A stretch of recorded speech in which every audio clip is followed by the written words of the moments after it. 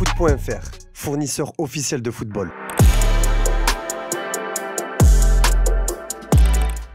Bonjour à toutes et à tous et bienvenue dans ce nouveau JT Foot Mercato. Info ou intox, le présentateur de l'émission El Chiringuito, Josep Pedrerol, a reçu Enric Masip, le conseiller du président du Barça, et ce dernier a été interrogé sur la fameuse offre de 200 millions d'euros reçue l'été dernier pour Yamal. Masip a répondu que le président a déjà dit qu'il avait une offre de 200 millions d'euros, qu'il l'avait rejetée et qu'il ne l'avait jamais envisagée, tout en précisant que la dite offre venait de la France, cuisinée par le journaliste qui lui a dit qu'il pouvait être le remplaçant parfait de Mbappé à Paris. Il a fini par déclarer « Eh bien, quand vous avez de l'argent et que vous avez les moyens de payer, vous pouvez espérer essayer de signer tout le monde. » Mais d'après l'équipe, il s'agirait d'un mensonge. Le club parisien dément catégoriquement à 1,2 million en expliquant que le PSG ne pouvait pas se permettre financièrement de faire une proposition à hauteur de 200 millions d'euros l'été dernier. Luis Campos se serait cependant bien renseigné sur la situation du joueur durant le mercato estival dernier, mais il s'agirait simplement d'une prise de contact sans réel intérêt concret.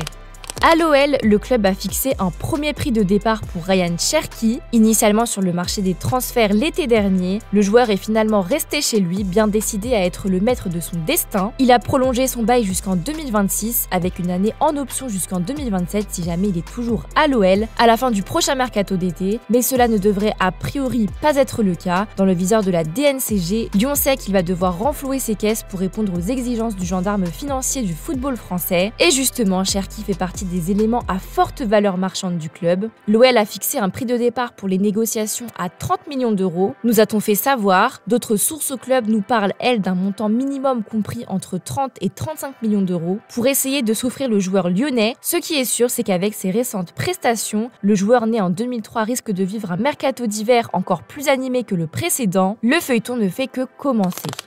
L'OGC Nice retient son souffle pour Jonathan Klaus. Le latéral droit de 32 ans s'est blessé à la cuisse lors du dernier rassemblement avec l'équipe de France. L'ancien joueur de l'Olympique de Marseille devrait passer des examens complémentaires en fin de semaine pour estimer la gravité de sa blessure. Sa présence pour la réception de Strasbourg ce dimanche avec le DIM est donc fortement compromise. Une mauvaise nouvelle supplémentaire dont se serait bien passé Franck Hez, d'autant plus que Klaus est un titulaire indiscutable du système niçois cette saison. Dans son rôle caractéristique de piston droit, l'international français a déjà inscrit un but et délivré 4 passes décisives en Ligue 1 depuis son arrivée chez les Aiglons.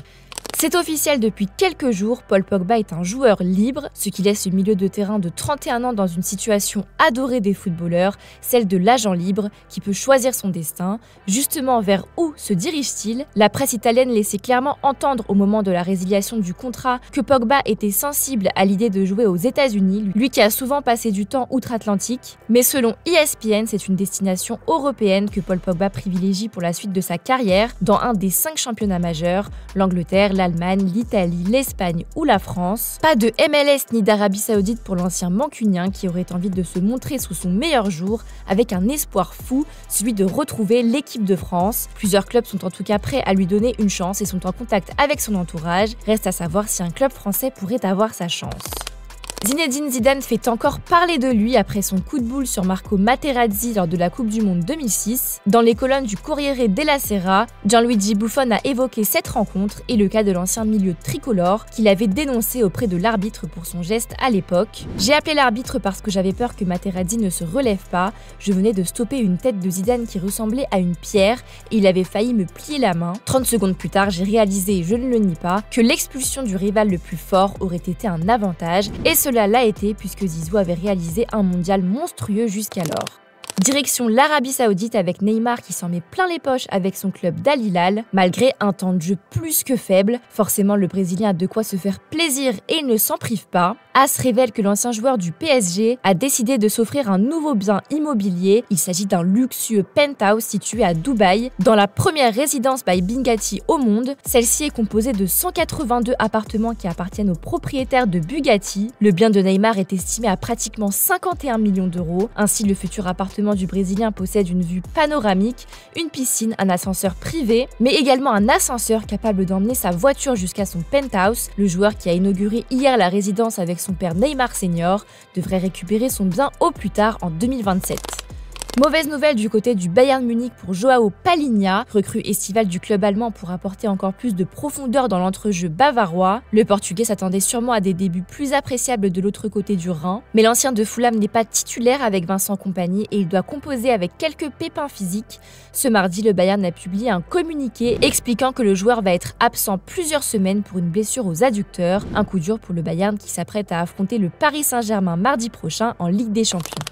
En Espagne, on apprend par le média Sport que le FC Barcelone a tenté d'arracher une pépite de 19 ans au Sporting CP. Il s'agit de Dario Esugo, actuellement du côté de Las Palmas en prêt. Le milieu défensif de 19 ans se montre à son aise avec le club des Canaries. Il a attiré l'œil des Catalans, mais le dossier a échoué car les Blaugrana voulaient intégrer une option d'achat. Ne voulant pas perdre sa pépite qui est considérée comme l'avenir des Leoes, le Sporting CP a souhaité un prêt sec pour qu'il puisse obtenir du temps de jeu. Dario Esugo dispose d'une clause de 60 millions d'euros au Sporting CP.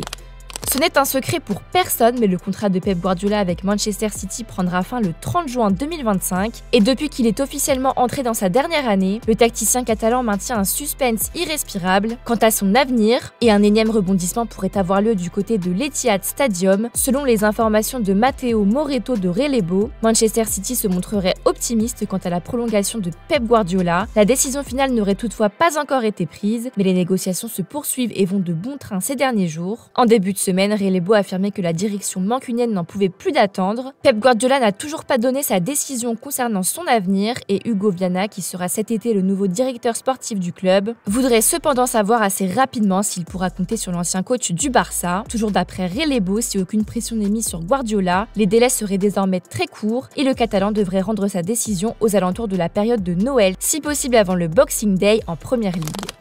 DAZN perd son consultant phare. Embauché par le nouveau diffuseur de la Ligue 1 depuis l'été dernier, Patrick Vieira profitait de son temps libre pour livrer ses analyses sur les rencontres du championnat de France. Libre de tout contrat depuis son départ de Strasbourg en juillet 2024, après un an seulement passé en Alsace, le champion du monde 98 va reprendre du service. Sky Italy annonce en effet que Vieira va remplacer Alberto Gilardino sur le banc de touche du Genoa. Le club est 17e du classement de Serie A avec un point d'avance sur la zone rouge. Après seulement 2 victoires en 12 matchs, Vieira n'a pas hésité à sauter sur l'occasion et va entraîner dans un 4e championnat après avoir connu la Major League Soccer avec New York City, la Première Ligue avec Crystal Palace et la Ligue 1 avec Nice et Strasbourg. Néanmoins, l'ancien milieu de terrain ne débarque pas en terre inconnue puisqu'il a fréquenté la Serie A en tant que joueur, notamment entre 2005 et 2010, lors de ses passages à la Juventus et à l'Inter. En attendant de voir si Vieira parviendra à sortir le Genoa de la zone de turbulence dans laquelle il se trouve, le Français va retrouver un certain Mario Balotelli,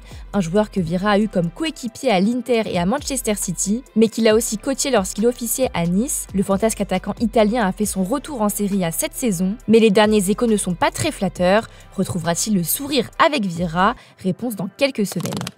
Allez, on termine avec l'image du jour. Harry Kane ne cesse d'entrer dans la légende en Angleterre.